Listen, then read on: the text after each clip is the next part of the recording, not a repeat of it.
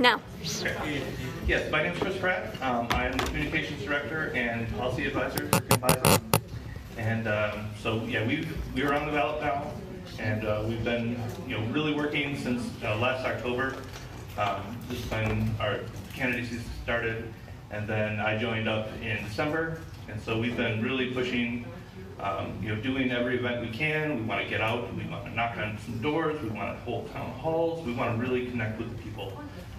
Kim is a really great candidate. She has been working in the technology field for her entire life, and she's a strong environmental activist. She's worked with the Women's March.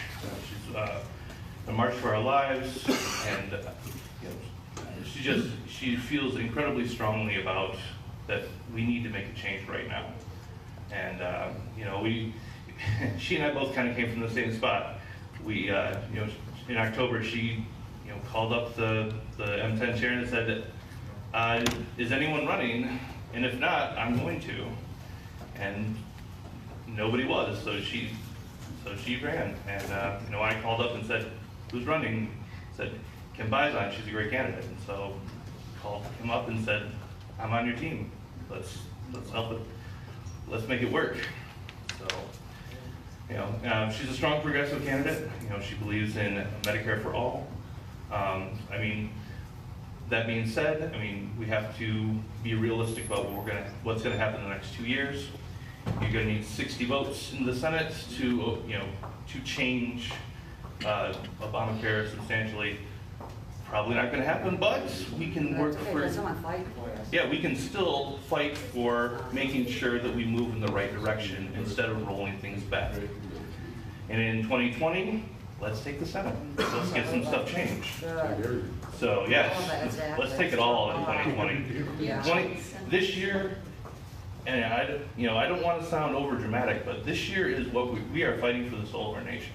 Absolutely. We have to take the House at bare minimum, and I pray to God we take the Senate. Yeah. If we don't, Republicans will feel, they will have a free reign to do whatever they want. Oh, if what we did in 2017 wasn't enough to get Democrats out to vote, it doesn't matter what we do. So that's where we're at. And so if you have any specific policy questions, I'm more than happy to answer them for you. Or yes. This isn't really a policy question, but more a strategy question, and for you too, Joanne. So I'm thinking strategy for both candidates, whoever it might be. What's going to be your strategy, say, in the thumb, where President Trump has a stronghold, where it's very traditional red? I know Kim comes from the thumb area. Kim comes from the thumb, and so do I. And Joanne, that might not work. My mom grew up in the thumb, so I know how people in the thumb operate. I understand that. I grew up Republican, believe me. I understand where they're coming from. So what's going to be the strategy? No matter what, people still are believing in the president. They're just his base. They're not going to change. So I think that carries over to support for Mr. Mitchell. So I agree. How are we going to combat that? But I don't remember who it was. I think it was the first gentleman who spoke. Said, the important thing isn't to reach out to Republicans. It's to get Democrats to vote. You'd be surprised at how many Democrats that are up there and how many independents that are getting sick. Because I don't really think the thumb is Trump country, so to speak. I think there are a lot of, my parents voted Republicans their entire life. They voted for Donald Trump. And this year they told me, who's the Democratic candidate running for District 10? No lie, that's the... Okay, so then to your point, how are you going to flip Republicans? Well... So... Yeah, I'd like to join us too. Wait a minute, I get it. Well, no, but just to, I think regardless, this needs to be a Democrat. We do have a strategy, so let me talk about our strategy a little bit. What's the strategy to blip Republican voters and bring out the Democrats? We get out the vote, is going to be what the real strategy is. You've got to hold town halls, you've got to get your face out there, you've got to get to people excited, and the best way to do that is by, doing Beta O'Rourke strategy. You get out there, you meet every single person, you go to every single township and county, and you make sure you show up, and you make sure that you're knocking on doors, you're getting your face out there, and you're engaging with the people. That's what gets people excited to come to the polls. I like to tell you this because I'm out there collecting signatures. And I came across a lot of Republicans and they apologize for being Republicans. See, that's what I'm saying. There's some that really dare to turn. Yeah. And when I say it's not about reaching out to Republicans, I mean it's not about changing our positions to be, let's be more attractive to Republicans. No, Republicans can come to us if they want. Yes, John. I mean, you need to, I would suggest that you put out a little bit more of a position paper on other issues other than the environment. I've seen what Kim has talked about so far. I mean, right now, you've got people just starting to discover how little of a tax cut they're gonna get. That's an issue. Obviously, guns is an issue. All this is hitting right now. Yeah. So, I mean, it's good to have town halls and the rest of it, but I mean, you need to lay this out to get people excited enough to come in there. That's where their vulnerability is on things like the tax policy and guns and stuff is right now. Yep. I mean, Our full position months, paper roll-out is actually this week. So I've got the final drafts ready to roll out as soon as Kim gets back. So is it going to be ready for the convention? Yes, I hope so. I mean, because you're going to caucus with those guys, that would be the time to lay that out. Yeah. That's where you get your policy wonks. I'll be there, yeah. My fellow. Okay. I think one thing you can do is have your precinct delegates determine who in their precinct are Democrats. That's what I've done, and Jim's done that. We know in precinct 2 in Washington Township who the Democrats are. We went and got it off the van. Okay. So I think that's real important to really contact those people to make sure they vote. Oh, absolutely. Yes. Do we have time for one more, or? Yeah, if there's one more question. Okay. Anyone else have a question? Yes, sir. I just wanted to speak on this. As far as getting the Democrat vote out, you're right. We need every single Democrat to get out and vote. And as far as switching Republicans or whatever, that revolves around talking to your neighbors. Ask them what issues they care about. Relate that to the Democratic platform. Yeah. That you care about. Find common ground and show them that Democratic nominees care about that as well. Absolutely. It starts with your neighbors. The Democratic Party has a platform that helps, the people of District 10. Everyone we know, we're not exactly like a super wealthy district with billionaires out there. We're a middle class, lower class district. And I'm not ashamed of a single Democratic policy. We're out there to help these people and talking to them, letting them know what we're fighting for. I think that's a strong enough message in and of itself. Thank you. Just for a second, I'll take advantage of the mic and just counterpose this to you. The current representative we have right now wrote an article on the paper back in March where he was asked about town halls. And he literally said, I don't like to hold town halls because people, when they come to them, are angry. And the question obviously is, well, why are they angry, sir? And obviously, we know the answer. One, they're not willing to meet with you. Somebody can tell you recently, we tried to attend the Anchor Bay Chamber of Commerce meet and greet, which was held in a restaurant. And we were kept at the door and told, well, he's speaking right now, so you can't go in and meet and greet. I said, well, will we be able to talk to him after? Because we've not had an opportunity to meet him. No, we were told it's for the Chamber of Commerce. It's not for the citizens of the district. And that's the type of thing we've had. When we first called in, my people know this, and I heard this story before. We started back in January after he took office. We called in to visit. There were 8 of us in a group, and 6 of us could go to the thing following up. We met at Shelby Library.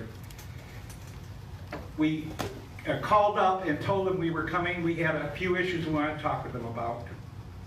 in their office. We knew Mitchell wasn't probably going to be there. That was okay. We were going to talk with the staff. When we pulled up into the parking lot, there were 2 police cars sitting there from Shelby Township, because we look really dangerous, you know. And they wouldn't let us in, by the way, except initially they started off, well, we can only see you 1 at a time. And I said, what happened to the big meeting room Candace Miller had inside? Oh, that's being used. Okay, so we ended up convincing them to meet with us in groups of 3. So they took our information down, they give you a sheet of paper to fill out, and you fill it out, and maybe you'll get a response back, maybe you won't. But they themselves will not comment on any of his positions. Coming out of the building, 4 police cars. I am not kidding you. In the parking lot from Shelby Township. They called because they considered us to be a threat. Yeah, you never know. Are these staffers members of this community, or do they live here? Are they just that terrified of their neighbors? What? Yeah. They know they're in good trouble. They had an incident happen on the western side of the state at one of the congressional offices, and I guess somebody got a little boisterous, and they thought they had to protect themselves, so they've been calling police at all things. When we were in New Baltimore at the restaurant, we had gone in and sat, and we were waiting for him to come in. It's the first time, by the way, we actually had a glimpse of him outside the TV. And when we first sat in the restaurant, 1 police officer walked by. When we were outside, 2 showed up. We had signs that were little hand 8.5 by 11 that focused on a few issues. So we took pictures facing the street, and then we turned to the restaurant, which had the windows, and held them up against the windows so the people inside could see what our message was. And obviously the number of them were demanding a town hall. That's what we've been facing. Jim. Can I have 3 minutes? I promise I got other candidates first, and I'll give you time at the end. Okay. Okay? Actually, if he wants to speak now, let him. I'm okay with that. Okay. Thank you.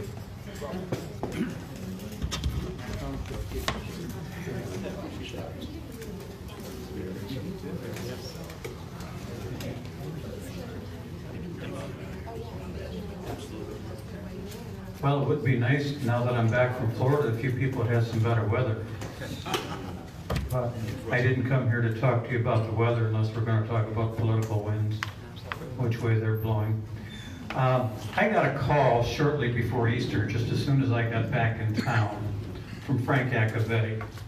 Some of you know him, remember that he was the candidate the last time around.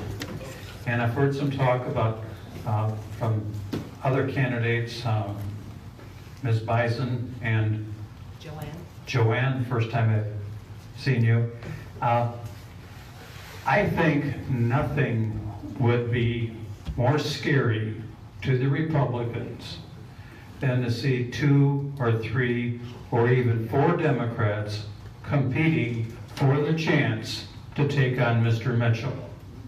I think nothing would make Mr. Mitchell feel more vulnerable and would bring more attention to this district and the fact that there are people in this district who want to replace him and are willing to put in some time and money and walk those doors and get those signatures. I've got a nominating petition here. I know I was very impressed with Ms. Bizon when she was here a short time ago, but I worked for Frank Accavetti last time, and some of you know me. I don't walk out on a friend. I've been with Henry Yanez for a long time, and I'll be working with him too. So I guess maybe it's the Belgian in me. We're very loyal. We stay that way. But if you haven't signed a petition for anybody, I understand Ms. Bizon already has enough signatures. Please, I promised Frank a certain number of signatures. Help me keep my promise. And I assure you, he is a good candidate, lawyer, runs a help shelter in Mount Clemens, humanitarian. the things we look for in a congressman. And I don't know, maybe after the primary season is over, the Republicans will finally find some guts and impeach this bastard. But if not, we can do it in January. Thank you.